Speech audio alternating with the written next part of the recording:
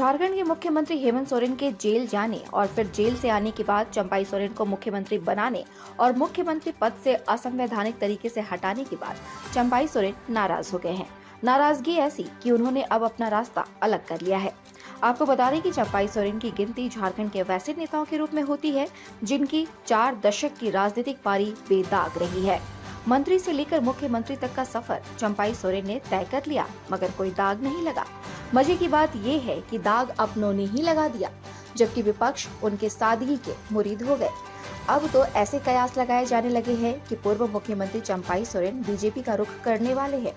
हालांकि चंपाई सोरेन ने फिलहाल सारे विकल्प खुले होने की बात कही है, मगर पूर्व मुख्यमंत्री चंपाई सोरेन ने इतना जरूर साफ कर दिया है कि अब वे वापस झारखंड मुक्ति मोर्चा का रुख नहीं करेंगे। दिल्ली दौरे से लौटने के बाद पूर्व मुख्यमंत्री अपने विधानसभा की जनता का मिजाज टटोल रहे हैं। उन्होंने साफ तौर पर कहा है कि नया अध्याय लिखा जाएगा। उस अध्याय की पृष्ठभूमि कोल्हान से ही तैयार होगी। इधर सूबे की सियासत पे कई सवाल दौड़ रहे हैं, जिसका जवाब हर कोई जानना चाह रहा है। वो ये कि जिस झारखंड मुक्ति मोर्चा को चंपाई सोरेन ने अपने संघर्षों से सींचा, जिस झारखंड मुक्ति मोर्चा को अनेकों बार टूट से बचाया, जिस गुरुजी और पार्टी की भक्ति में अपने परिवार को त्याग दिया, जिस हेमंत सोरेन को गुरुजी के विरोध के बावजूद झारखंड मुक्ति मोर्चा के जमशेदपुर अधिवेशन में कार्यकारी अध्यक्ष के रूप में चंपाई सोरेन ने ही चुना, जिस चंपाई सोरेन की उंगली पकड़कर हेमंत सोरेन ने राजनीति का ककहरा सीखा, जिस चंपाई सोरेन की छत्रछाया में हेमंत सोरेन सत्ता के शिखर पर बैठे।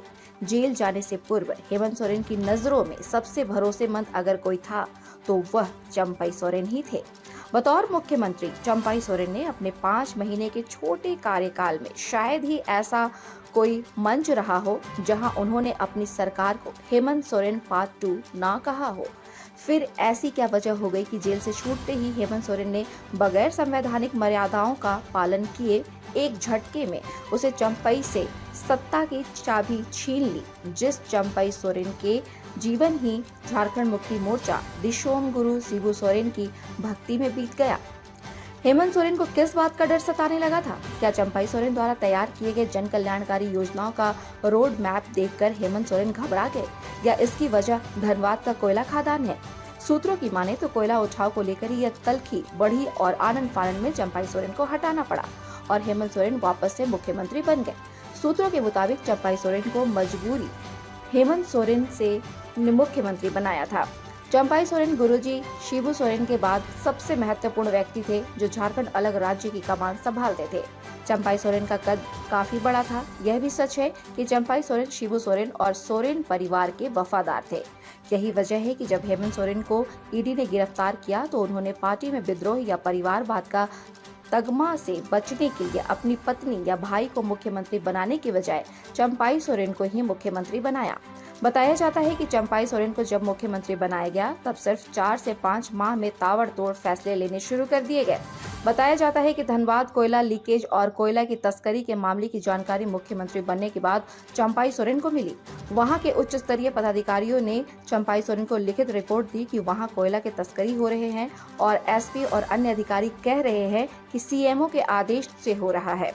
इस पर चंपाई सोरेन बिफर पड़े और कहा कि जब सीएमओ में वे हैं तो उनका कोई आदेश नहीं है। ऐसे में यह कोयला का लीकेज या तस्करी अगर अवैध है तो उसको तत्काल बंद करा दे। कुल 7 अवैध कोयला तस्करों को अनाधिकृत तौर पर धनबाद में लाइसेंस दे दिया गया था। इसके आधार पर धनबाद में कोयला का उठाव चल रहा था।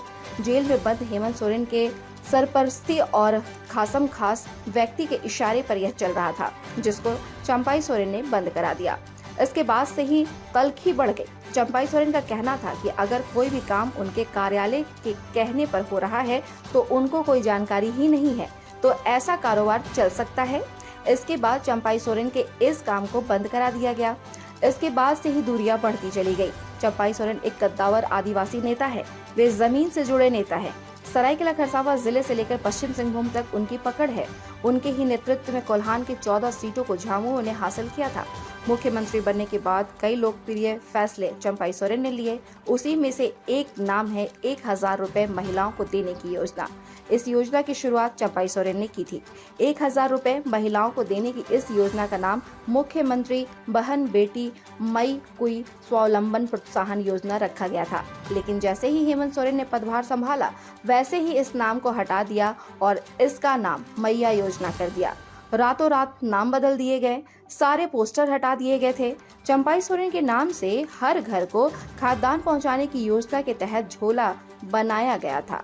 उस झोला में चंपाई सोरेन की तस्वीर थी, लेकिन उस तस्वीर वाले झोला का वितरण ही रोक दिया गया। करोड़ों रुपए इसमें बर्बाद कर दिए गए। चुनाव अभी 3 से 4 माह दूर थे। यह हो सकता था कि हेमंत सोरेन के नेतृत्व में पार्टी चलती और सरकार चंपाई सोरेन चलाते। पार्टी के आदेश के मुताबिक ही चलता। चंपाई सोरेन जब सीएम थे तो हर सप्ताह हेमंत सोरेन से जेल में मिलकर आते थे। उनके ही निर्देशों पर कई फैसले को बदलते थे या फिर लागू कराते थे, लेकिन उसको हटा दिया गया। कुछ ही घंटों में सीएम के सारे कार्यक्रम रद्द करा दिए गए और हेमंत सोरेन सत्तासीन हो गए।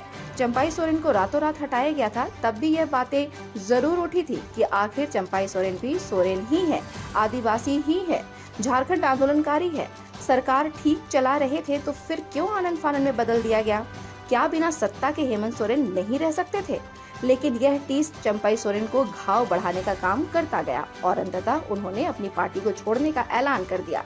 अब चंपाई सोरेन के रास्ते अलग हैं। हालांकि इस पूरे प्रकरण में मुख्यमंत्री हेमंत सोरेन खामोश है। कुछ एक मंचों से वे इशारों में चंपाई सोरेन पर निशाना भी साध रहे हैं, मगर खुलकर चंपाई सोरेन पर हमला नहीं कर रहे हैं। इधर सूबे के स्वास्थ्य मंत्री बन्ना गुप्ता बेगानी शादी में अब्दुल्ला दीवाना वाले कहावत को चरितार्थ कर चंपाई सोरेन को विभीषण करार देकर अपनी मिट्टी पलित करा चुके हैं। वे भाजपा से लेकर आजसू तक के निशाने पर आ गए हैं। आजसू सुप्रीमो सुदेश कुमार महतो ने उनसे यहां तक पूछ डाला है कि बन्ना गुप्ता बताएं कि यदि चंपाई सोरेन विभीषण है तो रावण कौन है, बताएं। कुल मिलाकर कहे तो झारखंड की सियासत अब एक ऐसी पटकथा लेखन की ओर बढ़ चला है जिसके कई नायक और खलनायक इस दौर में देखने को मिलेंगे।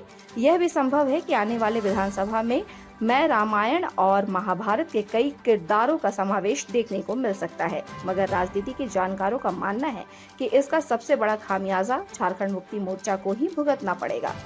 Bureau report, India news viral, Bihar Jharkhand. ताज़ा खबरों से जुड़े रहने के लिए हमारे चैनल को सब्सक्राइब करें और बेल आइकन को दबाना ना भूलें, ताकि हर खबर की नोटिफिकेशन आपको मिलती रहे।